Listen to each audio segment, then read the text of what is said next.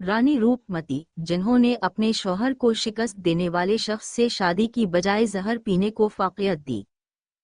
ये मंजर है 16वीं सदी के मालवा का।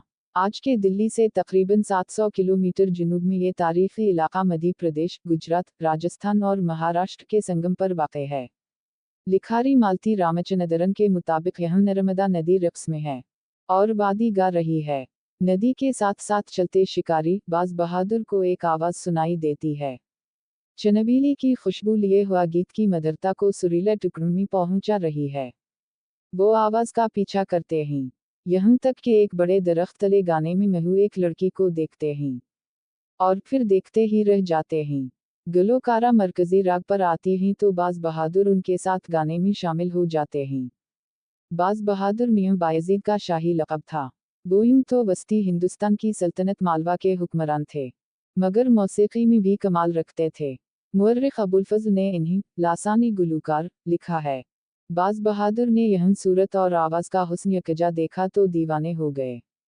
मुश्किल से लड़की ने बताया कि उनका नाम रूपमती है। एक लोक कहानी के मुताबिक शादी की तजवीज़ पर रूपमती ने जवाब दिया, मैं तुम्हारी दुल्हन तब बनूंगी जब रीवा, नर्मदा, मांडव शहर से गुजरेगी। बाज बहादुर ने दरिया में उतरकर इससे 1000 फीट बुलंद मांडव से गुजरने की दरख्वास्त की। दरिया ने इनसे कहा कि वो अपने दारुल हुकूमत वापस जाएं और अमली के एक मखसूस मुक़द्दस दरख्त की तलाश करें। इसकी जड़ों में एक चश्मा मिलेगा जो रीवा के पानियों से सैराब होता है।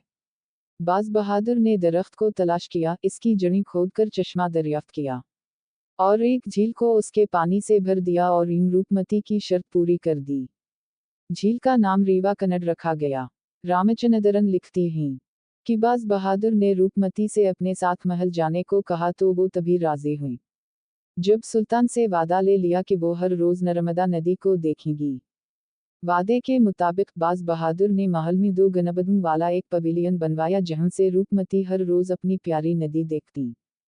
पहली नज़र की मोहब्बत की ये कहानी दूसरी किताबों के अलावा अहमद अलमरी की 1599 में लिखी एक किताब में भी बयान की गई है। इसे एल.एम. करम्प ने 1926 में the lady of the lotus, Roopmati Mandav की मलका, वफादारी की एक अजीब वाओ गरीब कहानी के नाम से तर्जुमा किया। मोहम्मद हसीन आज़ाद, दरबार अकबरी में लिखते हैं कि रूपमती ऐसी परी ज़ाद थी जिसके हुस्न का बाज बहादुर दीदा बल्कि आलम में अफसाना था। इस हुस्न व जमाल पर लुत्फ़े की लतीफ़ा गोई, हाजिर जवाबी, शायरी, गाने बजाने में बेनज़ीर नहीं, बदर मुनीर थी। करम्प का कहना है कि रूपमती को मौसीक़ार और शायरा के तौर पर याद किया जाता है। भीमकलियन रागिनी की तख्लीक़ उन्हीं ने की। अपनी तहक़ीक़ मुग़लों के मातहत मालवा में अलीगढ़ मुस्लिम यूनिवर्सिटी के महक़क़ सैयद बशीर हुस्न लिखते हैं कि रूपमती का ताल्लुक़ रीति शायरी के मकतब से था। अलमरी की किताब में रूपमती से मंसूब 26 नज़में हैं। एक नज़म कुछ यूं है, मोहब्बत की बुलंदियों पर चढ़ना मुश्किल है, जैसे शाखों के बगैर खजूर के गोल दरख्त पर। खुशकिस्मत तो फलों तक पहुंच जाते हैं, बेनसीब ज़मीन पर गिर जाते हैं। सना 1555 में मुस्लिम और हिंदू रसूमात के मुताबिक शादी के बाद ये मोहब्बत करने वाले 6 साल तक खुशियों में खोए रहे। डॉक्टर तहजीब फातिमा की तहक़ीक़ है कि बाज बहादुर हर वक्त रूपमती के साथ रहते। रूपमती को भी बाज बहादुर से गहरी और सच्ची मोहब्बत थी। दोनों एक दूसरे से लम्हा भर भी जुदा ना रह सकते थे। बाज बहादुर रूपमती की मोहब्बत में कुछ ऐसे गिरफ्तार हुए कि अमूर सल्तनत से भी बेनियाज हो गए। शीर शाह सूरी के बेटे सलीम शाह सूरी के एक ताकतवर अमीर दौलत खान ने बाज बहादुर पर हमला करना चाहा तो अपनी वालिदा के जरिए बाअसर अमरा के साथ दौलत खान को जंग से बाज रखने के लिए उज्जैन, मांडव और बाज दूसरे इलाके हवाले कर दिए। बाद में बाज बहादुर ने दौलत खान को किसी बहाने कत्ल करके उनका सर सारंगपुर शहर के दरवाजे पर लटका दिया और अपने साबिका इलाकों पर दोबारा कब्जा कर लिया। फिर राय सीन और ग्लीर पर भी कब्जा करके अपनी सल्तनत को वसअत दी, मगर फिर ऐश व इशरत और मौसीकी में महू हो गए। ऐसी हालत में इंतशार शुरू हो गया। इंतज़ाम व अनसराम से उनकी गफलत ने जागीरदारों और अफसरों को अवाम पर जुल्म करने पर इकसाया और मुग़ल शहनशाह जलालुद्दीन मोहम्मद अकबर को मालवा की तरफ राग़िब किया। मार्च 1561 में अकबर ने महामनगा के बेटे अदम खान की कमान में फ़ौज को मालवा की तरफ रवाना किया। मुग़ल फ़ौज सारंगपुर पहुंची और बाज बहादुर जो सारंगपुर में रहते थे, शहर से 3 कोस दूर निकल गए और अपना पड़ाव डाला। ताहम वो अदम खान की बहादुरी का मुकाबला ना कर सके और शिकस्त खाकर जुनूब मगरिब की तरफ, दरियाओं नर्मदा और तप्ती के पार खानदेश की तरफ निकल गए।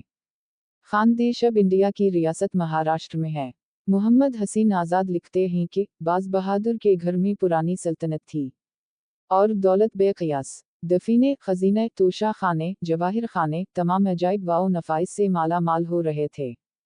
कई हजार हाथी थे, अरबी वाओ ईरानी घोड़ों से अस्तबल भरे हुए। बेक़ियास निमती जो हाथ आए तो अदम हम मसत हो गए। कुछ हाथी एक अर्जदाशत के साथ बादशाह को भेज दिए और आप वहीं बैठ गए। मुल्क में सैलाक़े भी आप ही अमरा को तक़सीम कर दिए। रूपमती की खूबियों और महबूबियों की धूम सुनकर अदम खां भी लटो हो गए और पैम भेजा। रूपमती ने जवाब दिया, जाओ खाना बर्बादों को ना सताओ। बाज बहादुर गया, सब बातें गईं।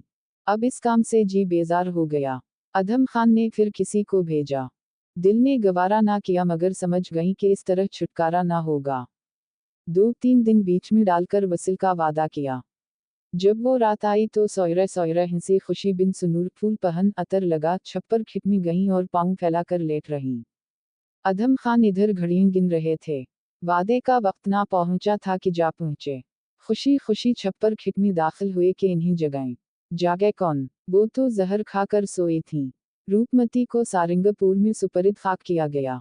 गो के अकबरान तमाम वाक़यात पर अदम खान से नाराज थे, मगर जब उनके रज़ाई बाप का कत्ल किया तो सज़ा के तौर पर उनकी जान ले ली। तभी बाज बहादुर ने मुग़ल बादशाहत को कबूल कर लिया और शहंशाह अकबर के मातहत खिदमत अंजाम देते रहे। बाज बहादुर भी बाद में अपने महबूब के पहलू में दफन हुए।